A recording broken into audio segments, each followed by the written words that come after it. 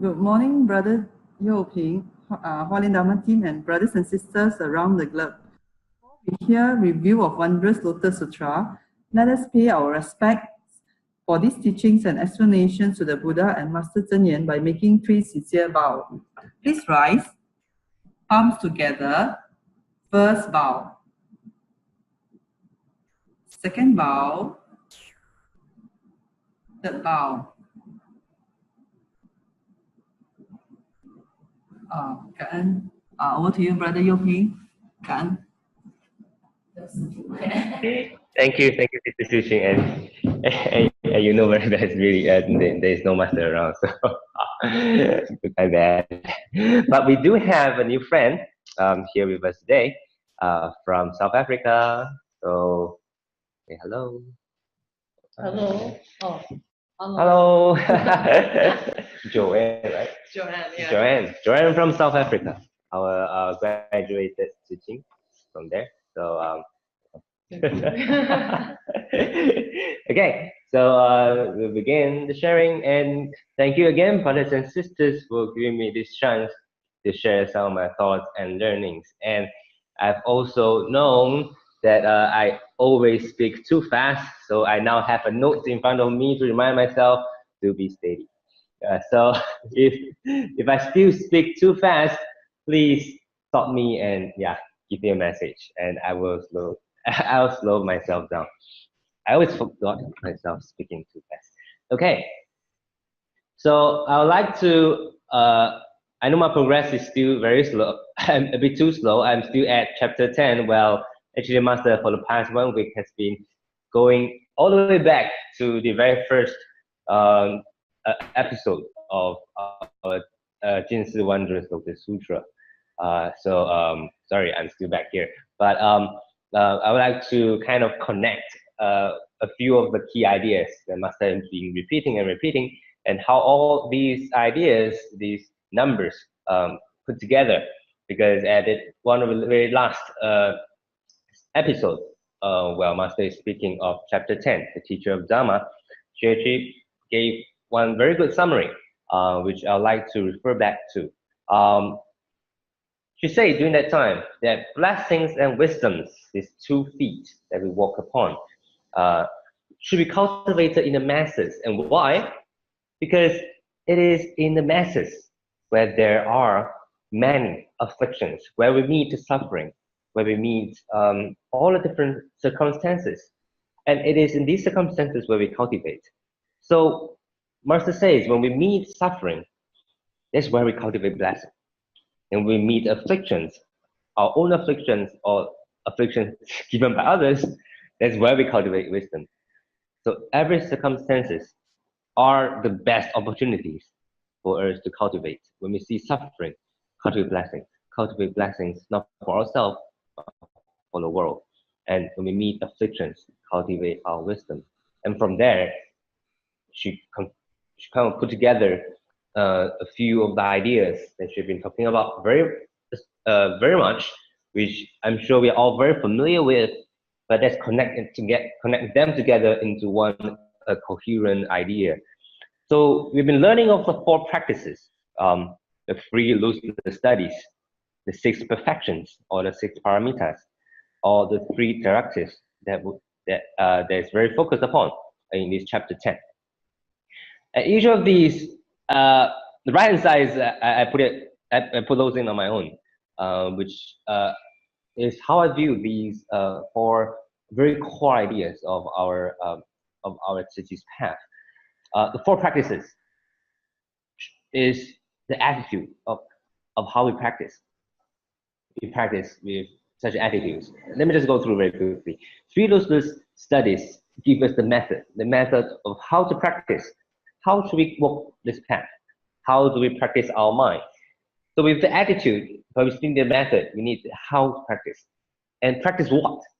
The content that's given by the 6 perfections. Of course, the whole content is connected to the direction which gives us the direction. And within each, I would like to go in a little deeper. 4 practices, how it gives us the attitude. What should be the attitude of us practicing? Master says, practice completely. which means there's no. It's not like only when we are doing Tzu Chi activities or only when we are wearing such a uniform then we are practicing, and it's not that only when we join Tzu Chi activities then we are doing Tzu Chi.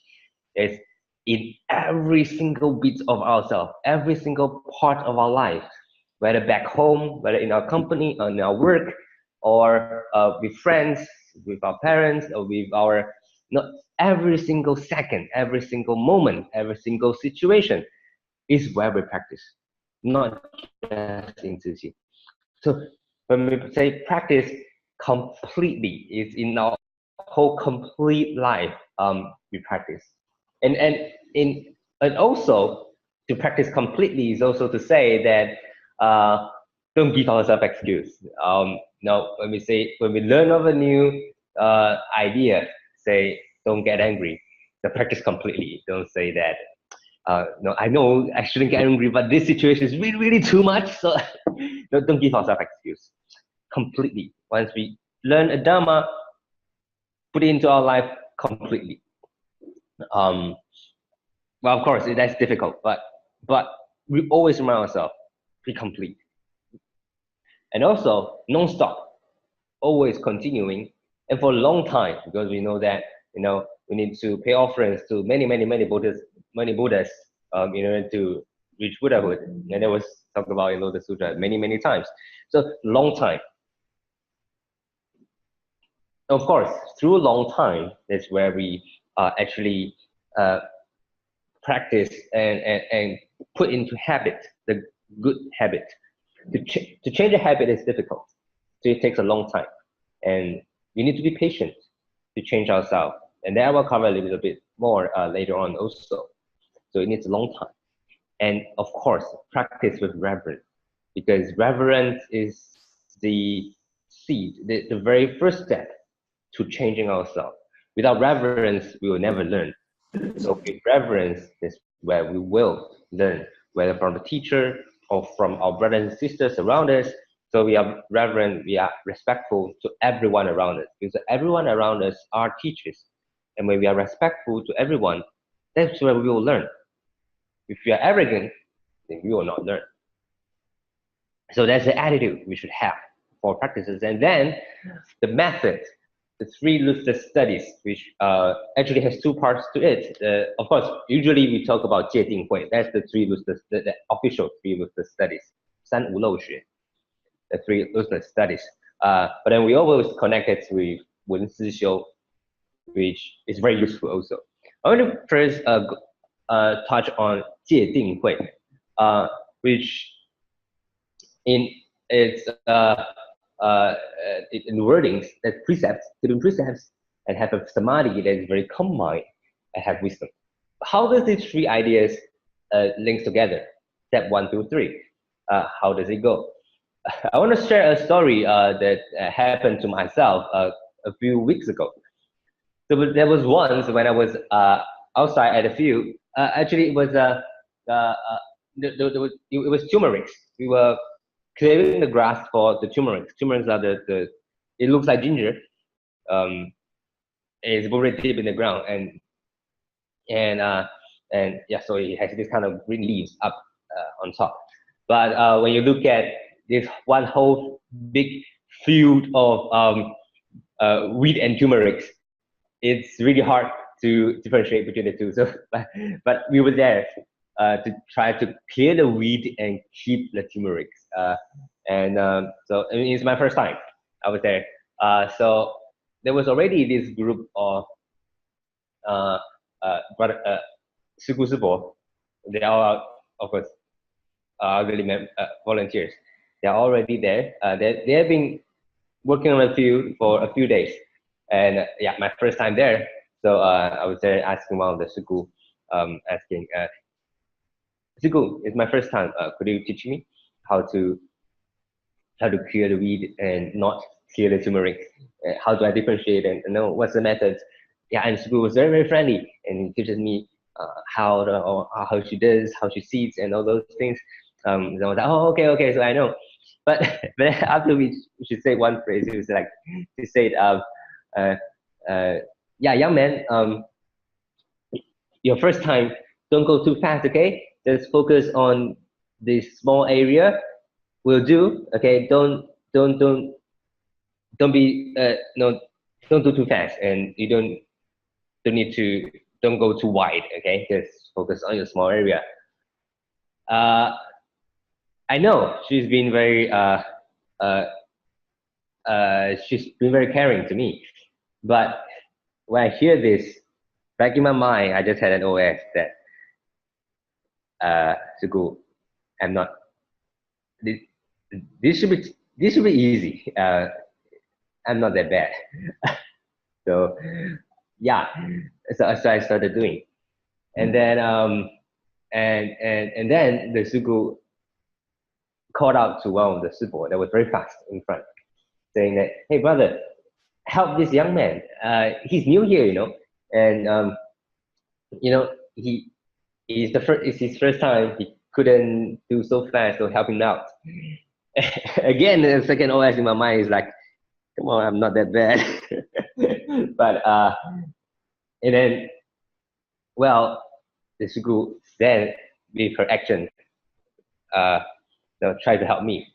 So she came, she cleared into my path, start helping me, which again kind of pricked my arrogance, my ego that I can do this. I'm a young man and I can do this, but all these emotions coming up. But I always remind myself that I'm here to learn. The schools have been here for a few days already. I'm here to learn. I should not let my emotions. And I also know that such emotions is not right. So just keep it in myself and don't let it out.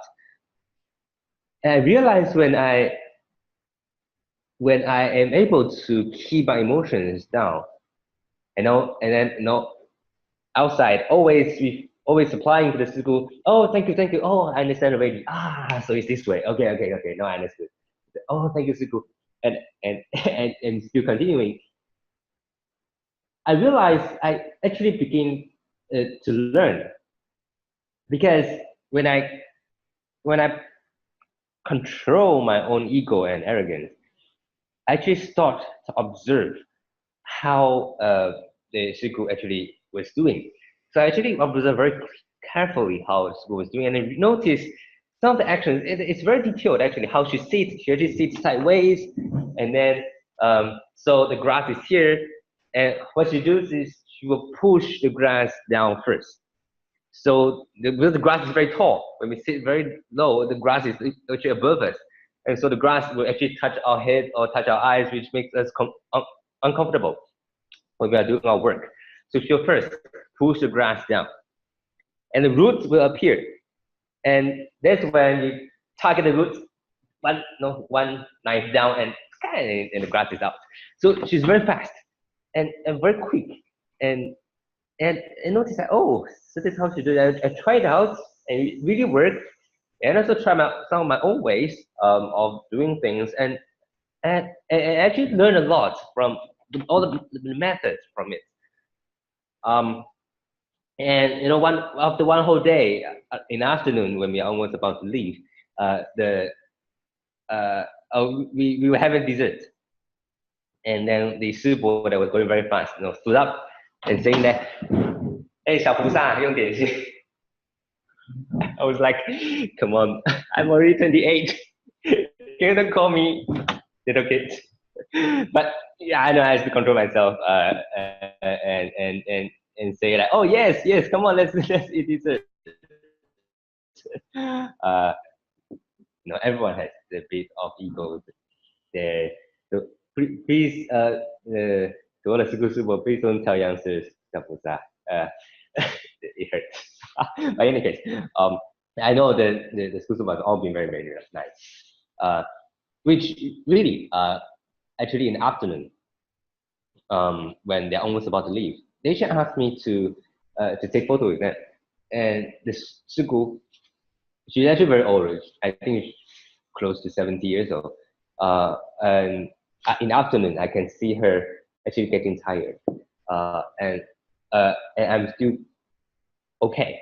So actually, I could, of course, in the morning I was slow, but in the afternoon I could actually help Suku already. And you know, she say that, oh, this young man, early in the morning still new, but afternoon, oh, very good, awesome, very quick. And I was very happy that I actually control myself. So I think that's the idea of precept. That's where we actually realize of our own habitual tendencies, our own whether it be ego or the five poisons. When we start to realize that, and then one of our Jing aphorism or one of the things that we learn in Xun Fa Shang will come into our mind, reminding ourselves that no, I shouldn't have this kind of thought. I should change into something else. So this is the precept. It's the process of changing, where we remind ourselves, control. Don't let it manifest into our emotions or into our expressions. And then from there, we gain samadhi, the very calm mind. That's where we learn. That's when we really actually learn. And that's how I learned from the school also. And then from there, I gained the wisdom. I gained the actual learning of how to do it. I want to use another analogy, which I think is very useful too. It's like we learn to cycle. And we all had the very first beginning where we always fell and then thinking that cycling is actually not that fun. Running is better. No, I can try something else. Why do I need to cycle? So the very first stage where we start to learn things, you will always have this kind of feeling. It's the first feelings we will have that, you know, yeah, this actually probably is not my thing, or you don't want to give up. And so you will feel this, and that's natural. That's natural. But this is only a first stage. When we are able to go through this, then we'll come into the stage where we, no more excuse. I want to learn, focus, and then, be certain. And then we'll really try our best to continue, and focus our mind on it very much. And of course, third stage is where we really learn how to cycle, and then we can enjoy the scenery already, and we don't really care so much about our feet, our hand, the coordination. We don't need to think about it anymore, and we can look at the sceneries. We can enjoy talking with friends, even while cycling. And so these three stages is I think what we go through when we do it's the three Rooster studies. The precepts, when we are keeping the precepts, it always feels very hard. It always feels difficult. It always feels like, why am I doing this? But that's only the first emotion. Remember, when we go into the second stage of samadhi, when we focus, when we give ourselves no excuse, that's where we will actually gain the wisdom. That is the peace of mind. So what I would say is cultivation is not easy. And yep, that's right. Of course. And it's just natural because it's a path, it's a path of learning. And so every time when we feel all different kinds of emotions, tell ourselves that is just natural. Because it's called a difficult path, right? Master bring us onto the Bodhisattva path, and that's called the difficult path. And it's not for, and there's reasons to it, yes? Because it is difficult to change ourselves. And it's a difficult path, and know it. So one of our Buddha master once shared with me that think of it as the flavor of cultivation, and enjoy the flavor. And what's the flavor? Annoyed, frustrated, wrongly blamed, or I'm such a flavor. I'm such a figure. It's like, I've been doing Tzu Chi for so long. I'm back into the abode. Why do I still have such emotions? Why do I still have these unwholesome thoughts? Many a times I also find myself like, I'm such a failure. Like in my feet to be back here. And all these thoughts will come and actually torture ourselves, torture myself, and sometimes I cannot get out of this cycle of frustrations and noise and this feeling of failure. for me, I'm lucky because as I realized when I, after one night's sleep, when I woke up in the morning, I'll forget everything, and I'll be like, happy. So and that's really good also. But to everyone, what I want to say is that's the flavor of cultivation, and enjoy that flavor. In fact, when we feel such emotions, annoyed, frustrated, or hurt by someone, or whether by our brothers and sisters, or we feel that we have been wrongfully blamed, when we have these feelings, try to help ourselves, know that we are practicing, and these feelings are natural. And sometimes I've used a different way to think, to help myself to go past this, and that is to tell myself that actually it's my habitual tendency. It's not me. That many a time we see on internet, we will say things like follow your heart, follow your intuitions. Your heart will tell you the path you should go, or things like that. But suddenly sometimes I realize that I actually don't know what I'm following. Is it follow my heart, but is it my heart, or is it my habitual tendencies, or is it my desires, or is it my ignorance? Sometimes it's really hard to differentiate. So what do I need? So what I was saying, so what we need to change is our habitual tendencies. So help ourselves to change our own habitual tendencies. Help Yoping to change the habitual tendencies. So it's not me, it's Yoping that has the habitual tendencies, and help Yoping. Help this myself. But it's a very interesting kind of thinking, where I don't blame myself anymore. I don't blame my Buddha nature for having these bad thoughts, but I still eagerly change myself to help myself change my own habitual tendencies, and that takes time, and that takes pain. It takes all those feeling of failure and those emotions, but that's okay because there's a process of precept, samadhi, towards wisdom. So pain or difficulties, that's awesome, because you can only meet it. You cannot go and find it. And when we meet it, always tell ourselves, yes, that's the best time. I can change. It's the time to change. So when we meet pains and difficulties, accept it, very happily and joyously, because that's where the lotus is going to grow from the mud. I'm going to improve from here. And so that's the precept, samadhi, and wisdom. That's the three lotus studies. Every circumstances is where we can learn. And from there, I want to also share a little bit on Wen Si Xiu, learn, contemplate, and practice. Because actually, within our pure practitioners, Jing Si, we'll be trying something out. Because when we are out following master around Taiwan, nowadays, master actually begin to, kind of train us.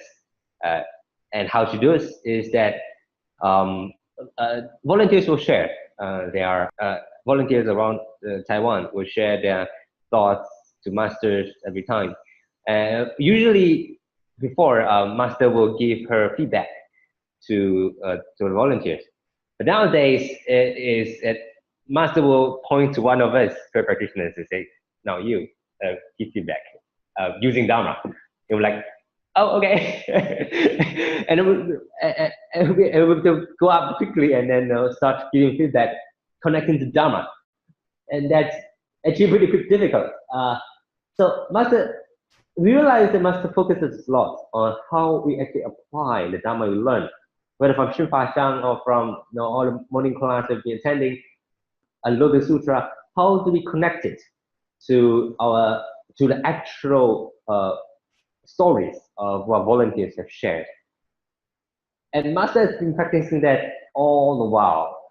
Every morning assembly, she has been doing that. Volunteer sharing with live telecast from the hospitals.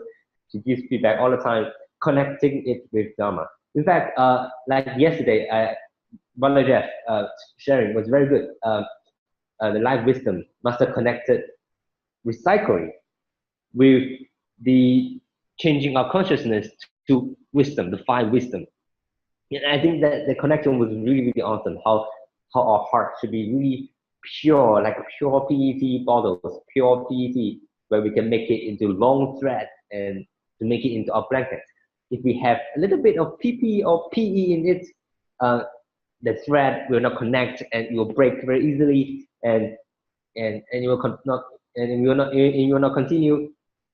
So I think it's a really, really good analogy to share on the five wisdom, and that's how we should connect. And so what I want to share is that Master actually says that every volunteer sharing is a book of sutra, and every morning, Master says every morning she's listening to a sutra when we listen to a volunteer share. And so and nowadays with pure practitioners, we also took into heart that we need to listen to volunteer sharing and listen it like a sutra. And when we actually change our mind and then start listening in this way, we realize we learn so much from volunteer sharing. Before we would think that volunteer sharing, sometimes volunteer sharing it sounds the same. Sometimes many brothers and sisters stories are like they join recycling and then realizing that they need to keep and they want to keep clean earth for next generation, so they continue to do and they want to continue to do until their last breath, and they don't want to get ill. They want to just continue to do until their last breath, and they want to follow master generation after generation. The sharing sometimes we will feel like it's it's repeating, but when we remind ourselves that it's a sutra, we realize that everyone's life story is different, and the way they speak, the way they read, they really uphold masters' words. We realize there's so much to learn from these recycling volunteers, how they kept that one single mind of a vow of keeping a clean earth for the next generation, and from there they are not worried of the smell, the long time, and then they keeping to it every single day, waking up every early morning, going into the crowd, and not worried about how people will look at them, and to collect these resources to do recycling. We realize that every of our volunteer stories are really amazing. When we connect it to Dharma, to the Lotus Sutra, I realize how it matches so well. Like chapter 10, teacher of Dharma, how upholding just one single phrase, one single stanza is important. And Buddha will give prediction and give bestowment to such a person. Because just like these recycling volunteers, they just keep to one single phrase, that is, I Hu Di Chou, care for our earth. And with that one single phrase, you realize their whole life becomes a bodhisattva. They are practicing the 6 paramitas already, giving precepts, the kind of samadhi and the forbearance, and no matter how hot, how smelly the situation is, they always keep a very calm mind and always continuing the 4 practices long time, non-stop, practice completely. They kind of naturally do these things, these very deep teachings. They actually practice it out very naturally already by just upholding one single phrase, that is, live our earth. And very naturally, they become bodhisattva already. So what I want to say is, nowadays, every night, our practitioners will gather and we will use about half an hour to 1 hour, 7:30 to about 8 or 8:30 at night, and then each day we will rotate to each person to gather like a story of one volunteer, or say from our life wisdom, or a story that we see on Dai News or from one of our programs, and we will share on it, and we will share how we connect Dharma with it, and we really benefit from it a lot. So please feel free to try at home, or try with your family members, or try with brothers and sisters around you. Just a few persons is enough. In fact, we remind ourselves we need to keep this continuing. Even if we only have just 2 persons, as long as there's 2 persons, we can continue with the sharing. In fact, even with just 1 person, there is a person that did the preparation. I mean, even with just 1 person, there was once it was me preparing, and I almost thought it was only me around, but luckily there was someone else. Just 1 person came, so it's only 2 of us. But we still meet 7:30 to share, and realize we learn a lot from it. Just 2 person. So continuation, non-stop, is very important also, which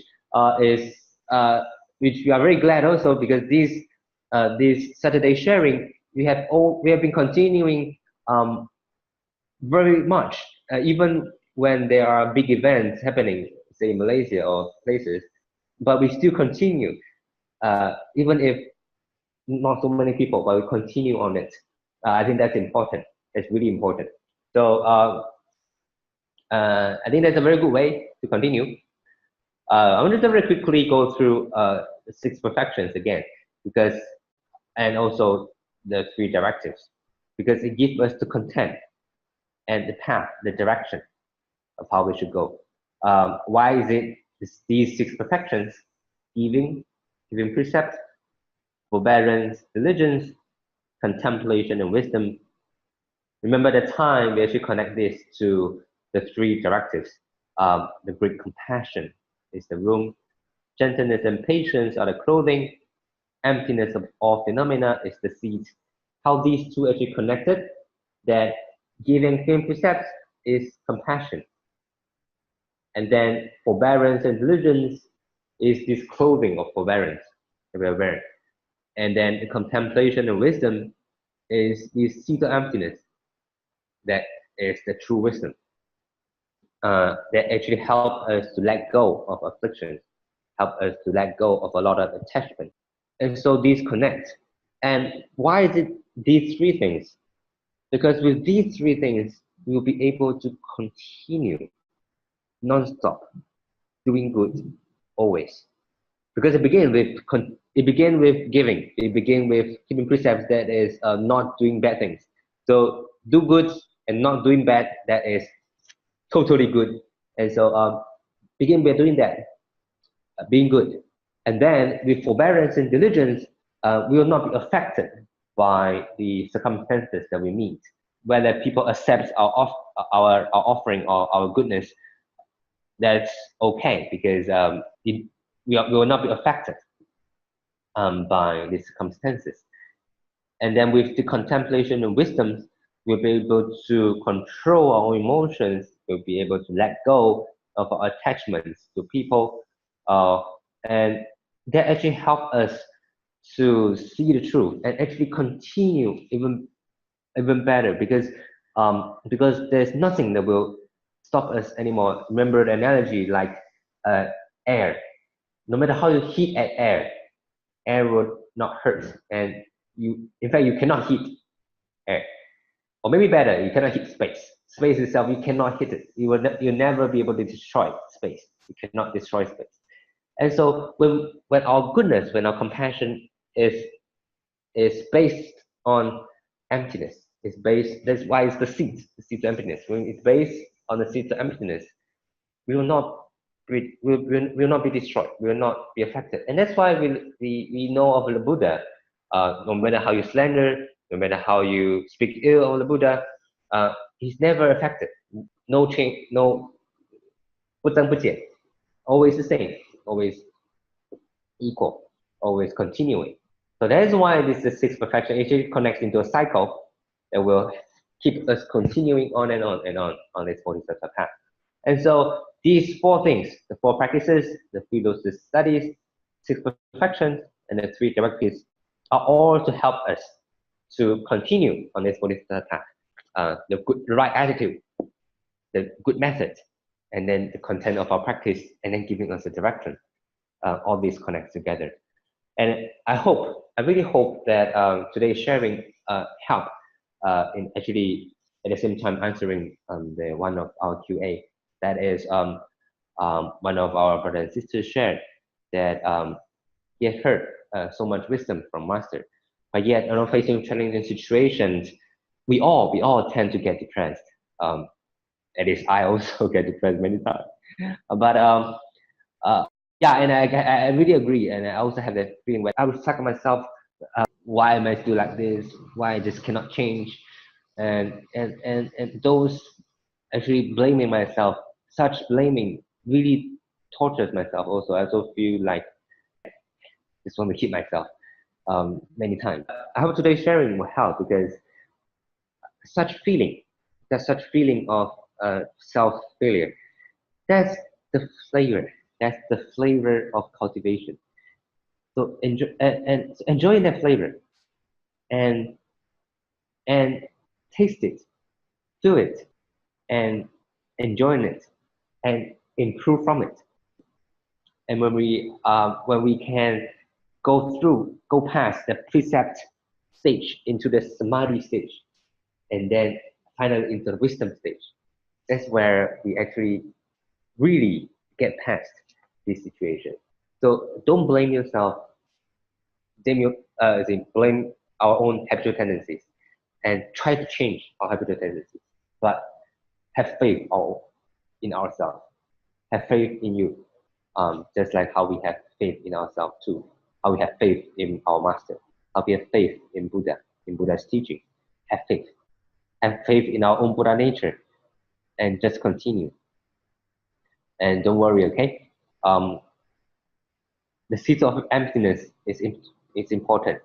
Even the sin that we have made, even our past situation that we have went through, no matter how difficult, no matter what conditions we have, those are all empty, actually. Those are all empty. So don't take our past to torture ourselves. Don't take the future to torture ourselves. Focus on the now, right now, and keeping a very calm mind, continuing on, have faith, have faith. So all the best to you, okay? No matter who you are, these brothers and sisters, we are all on this path together.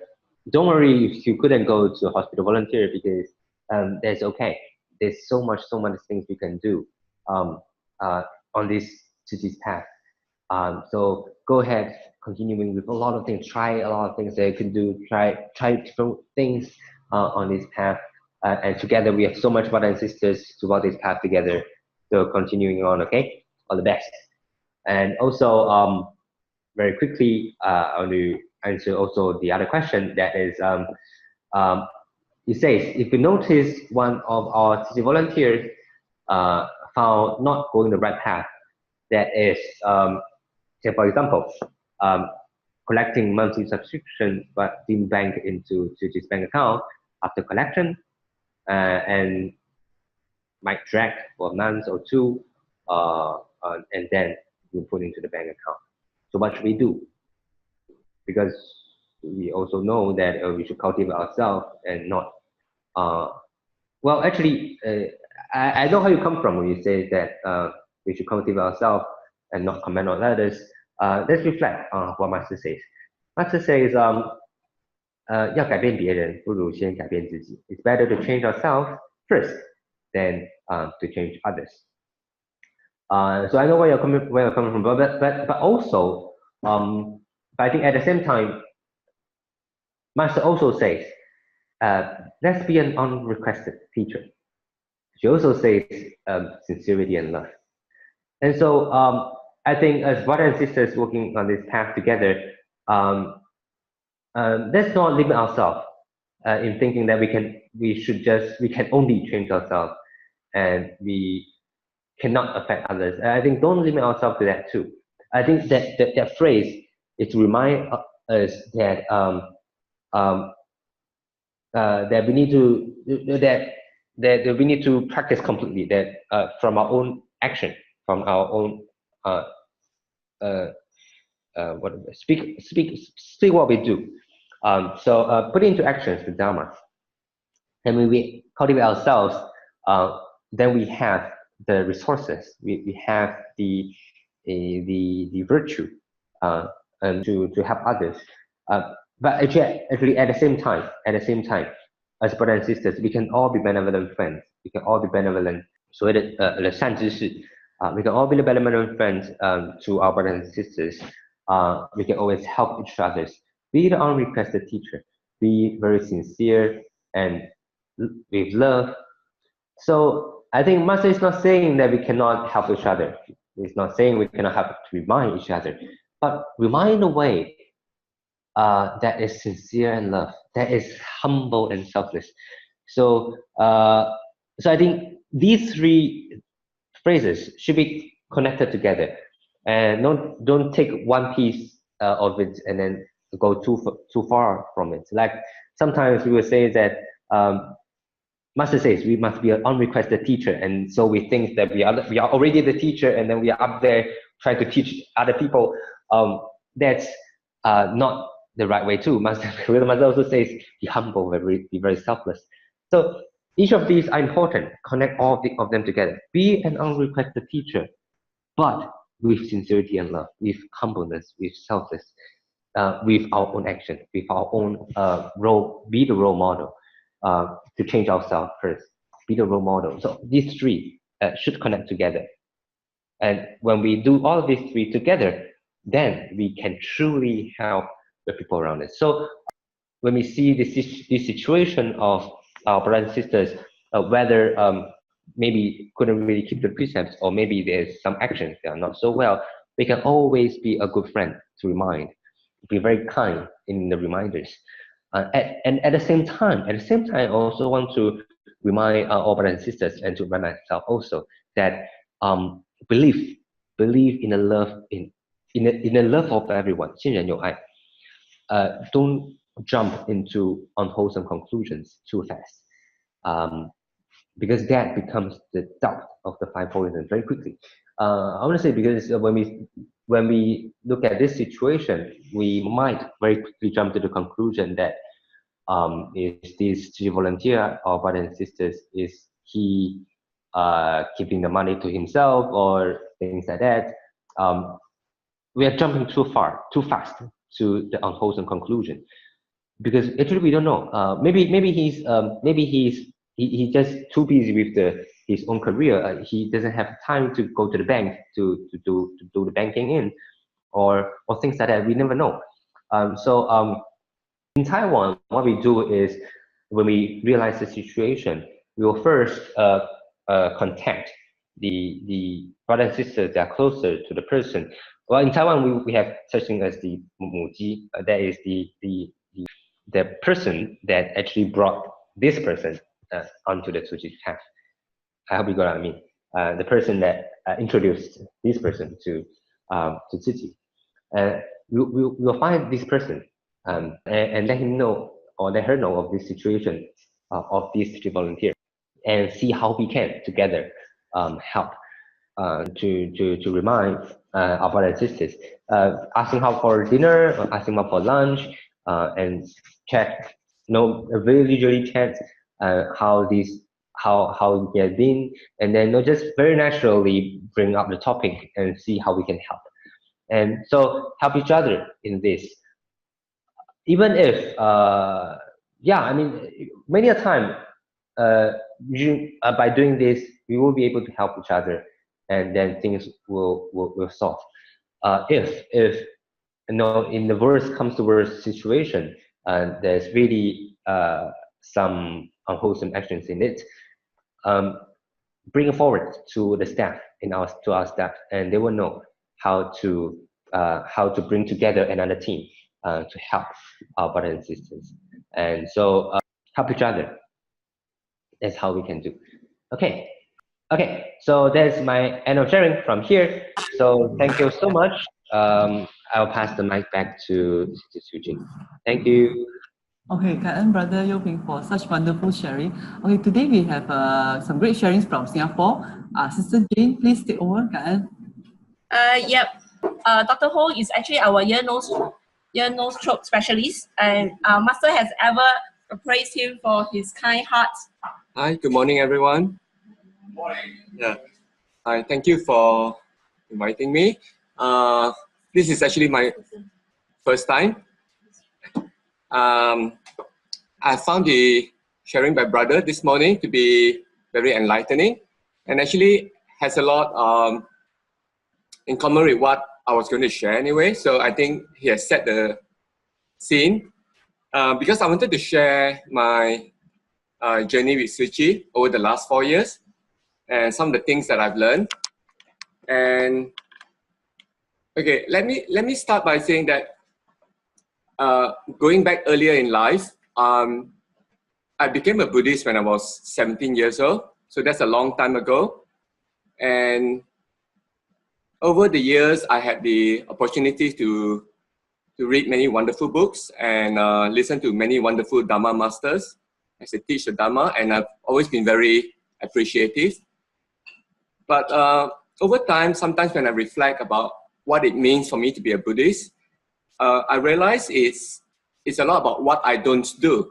I mean, as a Buddhist, I try very hard to follow the 5 precepts: no killing, no stealing, no sexual misconduct, no telling lies, no intoxicating agent. I think it's well and good because at the very least, it kept me out of trouble. But 4 years ago, when I came across Tzu Chi and Master's teaching, I think that really transformed my life because I think in many ways, it provided a pathway, a framework for me to practice. And, you know, the 5 precepts became not just what I don't do. So my identity, you know, as a Buddhist became richer. It's not just what I don't do, but what I do. So it's not just that I don't kill, but now I go out and I help people. You give health to others, you know. It's not just about not stealing, but now I'm practicing giving diligently. So, so from a negative precept to a positive precept, you know, not telling lies, but you know, now saying good things, being mindful about what I say. The thing about not taking intoxicating agent, going a step further, is about looking after myself, looking after my health. So, you know, I find that the practice is a lot richer now. So my identity, I call myself a Buddhist, but it's not just about what I don't do, about what I do now. And I think that's the beauty of Tzu Chi. And I think within Tzu Chi, it's only possible. I think there are two things about Tzu Chi I want to say. And these are the 2 things that I'm very grateful for as well. Number one, obviously, is Master. I think her wisdom is just on a different level. And the way she's able to present the Dharma is just very beautiful. And I'm obviously very grateful for having had the affinity and the opportunity to meet her. But the second thing that I think is very important is the community of volunteers, brothers and sisters, people who are here in the room with me, people around the world. Because as much as you want to practice, it's probably quite difficult if you go to practice alone. But when you got a fellowship, you got a group of people who are walking the same path, and we have our strengths, we have our weaknesses, I think it makes it easier because we learn from each other, we mentor each other, and like what brother said earlier, the sharing, I think that's very, very, very powerful. And I agree, sometimes you hear certain themes, it may sound like repetition, but I think it's also an opportunity to remind ourselves that we may be from different backgrounds, but we are walking the same journey and we learn the same lessons, and repetition is the key to learning. So even if it sounds repetitive, it's good because that's how we learn. I just want to share one lesson that I learned very early on. This was probably back in early 2015. As you may recall, there was a big flood in Kelantan, one of the states in Malaysia, which is also my country of birth. And I think it was one of the biggest floods in living memory, and many people suffered. And of course, in Tzu Chi, Singapore, we decided to have a street donation drive. And it was the first time for me. I decided to volunteer. even though initially I had a lot of doubts. I was like, feel a bit embarrassed having to approach strangers, you know, and had that ego in me, going into the street. But I decided, well, in Tzu Chi, a lot of the learning comes from doing. Don't question too much. When you do it, you will learn from it. So I decided to go along. So on that day, there were about 50 of us, and we split into groups of 3 with the donation box in our uniform. This was a Tima, part of Tzu Chi. And yes, we were outside one of the largest shopping centers in Singapore. And I think for about 4 hours, we were getting donations. I mean, I learned a lot from it, but the real learning happened the following day when I went back to work. And I shared with my colleagues, oh, this is what I did yesterday. And then they asked me a lot of questions. And they said, why did I do it? I said, well, obviously we wanted to help the people in Kelantan, wanted to, you know, raise funds for them. And then they asked me, how much did you actually collect, you know, the 3 of you in your group? And I said, well, I'm not sure, but I reckon maybe about $200. And then they say, and how long were you out there for? I said, about 4 hours. And then they did the sums and they said, well, 4 hours, that's about $50 an hour, and there's 3 of you, so that's $17 an hour. And then they say, you know, your time is precious, right? $17 an hour. Why don't you guys just donate the money yourself? Why go out into the street? So and then I say, well, you know, there's more than that. You know, we were learning how to be humble, you know, and to get the confidence to approach others. I mean, I think all these are very positive things. But then they were like saying, no, I mean, were you doing it to make yourself feel good? On and on. I think the conversation became somewhat negative. But towards the end of the conversation, I think suddenly it's that little moment of enlightenment when I then shared that actually there's another thing that I've not mentioned, but what was important that day was that there were 50 of us in little groups.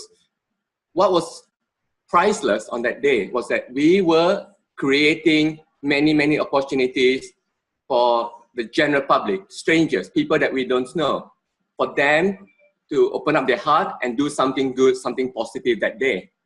And I think together, you know, us learning as we do it, helping the people, but also providing the opportunities for other people to do good. I think together, that is priceless, right? And it's $17 an hour, that's besides the point, right? I think it's not the right thing to focus on. I mean, each of us was already donating a lot, you know, to the victims. But, you know, this is one example of how I think in Tzu Chi it's about doing, right? And when you do, you learn, right?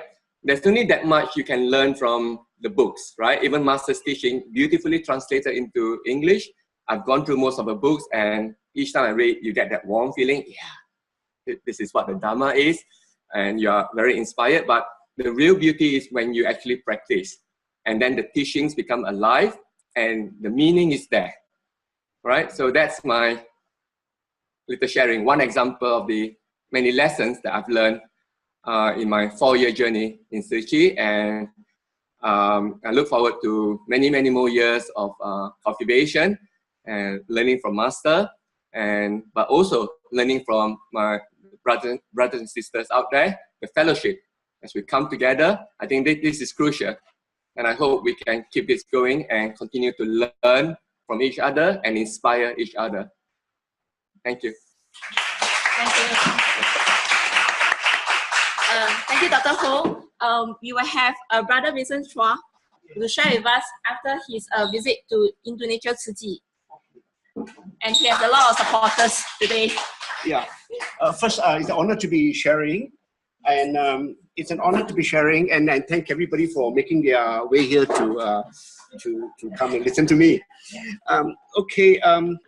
First, I need to must spend a little minute to say really that one of the things that attract me to Tzu Chi is because of the thoughtfulness in a place like this, where you can see there's so much thought and planning and harmony in getting such a place ready to and very conducive for sharing of the Dharma. Thank you. Just like before we have a good meal, it's always good to appreciate what comes before the meal, you know, the person who prepares it.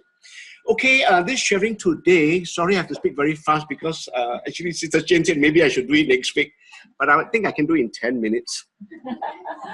Okay, first, this sharing, this short sharing is about our short visit to Tzu Chi, Indonesia, and how that short visit actually gives me a much better understanding of what Tzu Chi is, its big heart and the far-sightedness in wanting to help humanity. That is my message for the day, for my sharing of the day.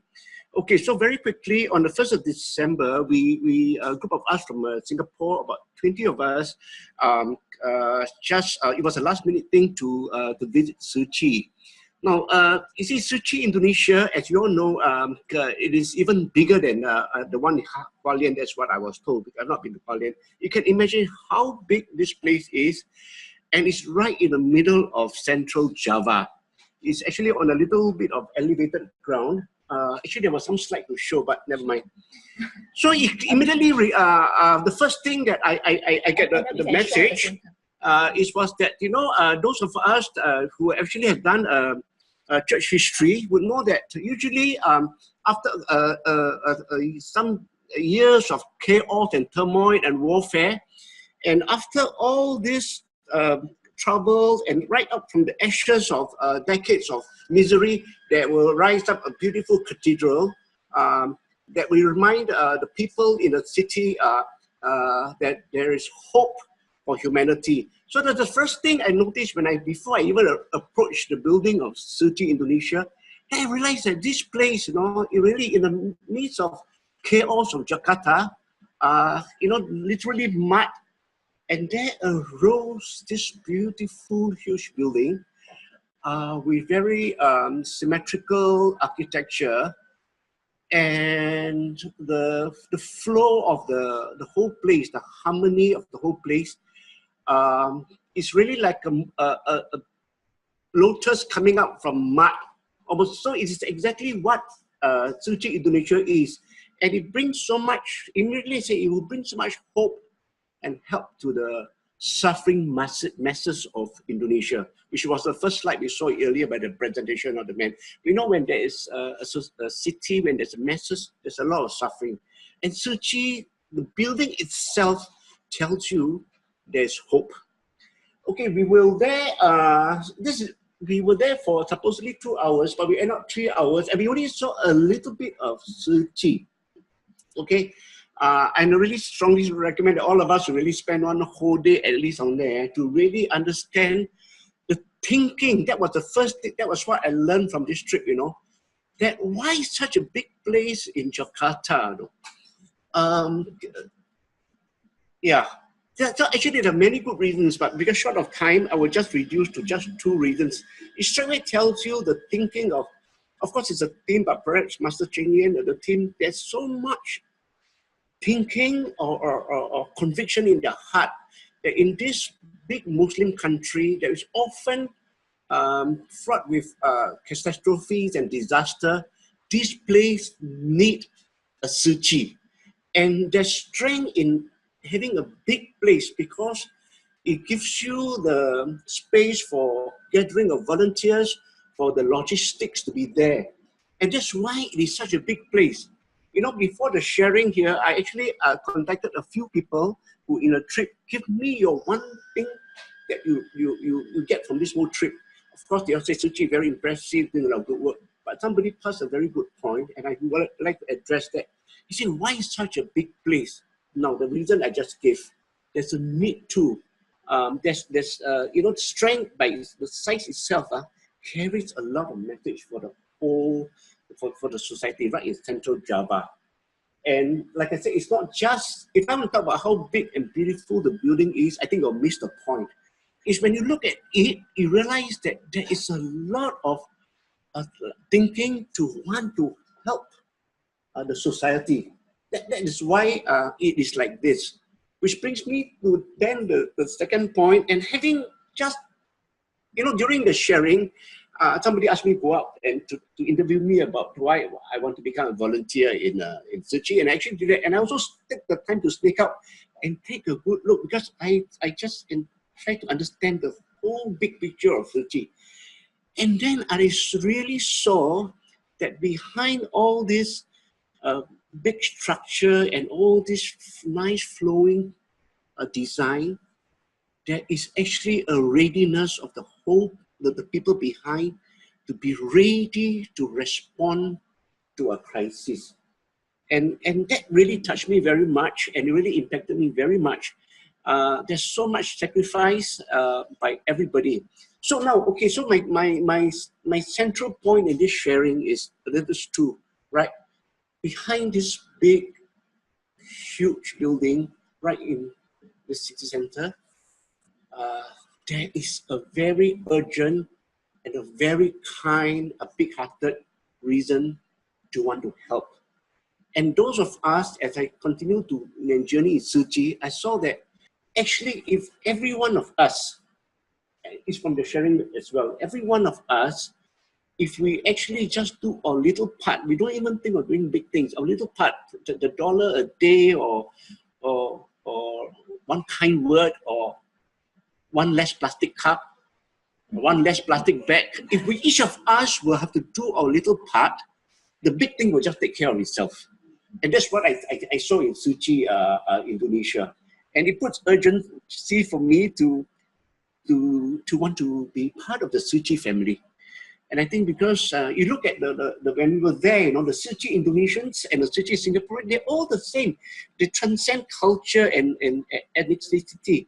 They're just there because there is a purpose in their life, and there's a conviction that life is about other people, helping humanity. It's not about themselves, because this is their motivation, and that's why they're all ready. They prime themselves ready to receive people and to share with them their journey in Tzu Chi. And that really impacted me very much. And yeah, I tried to summarize all this in these 10 minutes. Thank you. So maybe, in fact, I was sharing is that maybe I should allow, if that time permits, then maybe 3 minutes for you to ask me a question if you have. If you have, but if you don't have, yeah. And you know, there are two people here with sharing. You have Brother Jerry and Brother Al and Sister Tzu Chi. They were there with me. And you can have a part if time permits, but this is my how I'm sharing from my heart, how a short journey, the short trip in Indonesia, Tzu Chi, has really kind of like overwhelmed me, and that's it. Okay, thank you for letting me speak. Thank you. Yeah. Thank you so much. Thank you. Let's give another round of applause to Brother Vincent. And again, Dr. Ho. Yeah, Sister Lily and Tzu Chi may take back the control. Dr. Ho and Brother Vincent for such wonderful sharing. Brother Yoping, do you want to make a quick summary? Thank you, Brother Vincent and Dr. Ho. It's really amazing. So vivid and so wow! You really brought us all the way back to Indonesia. And I can see how you know. Seeing the structure, and most importantly, like you say, the love behind all this is not on the outside structure, but it's the love that supports, that's behind all of these, that makes all so beautiful, so beautiful. And then, like what Dr. Vincent say, what Tzu Chi does is really out there to inspire love, to inspire more people, to give people, the general public, a chance to also plant the seed of blessings for themselves. So thank you so much for the sharing too. Very real true Dharma in there. Thank you so much. Thank you. Is this your thing? Okay, Karen. Today a lot of wonderful sharing. Okay, but time is running out. Actually, in fact, let's see. Karen, Brother Yoping, Brother Vincent, Dr. Ho, for such wonderful sharing. Okay, thank you, Pusa, for your presence today. Hope that each of us could sustain the Dharma joy and takes in another piece of Masters and Hualien love to our life. Let us please make 3 vows to the Buddha and Master Cheng as we depart to apply this teaching in our daily life. Let us pay our respects to our teachers of life, universal truth. First bow. Second bow. Third bow. Cảm ơn to everyone who could make it today. Cảm ơn. See you all next Saturday. There will be more wonderful sharing also next Saturday. Cảm ơn. Thank you all. Bye bye. Thank you. Thank you.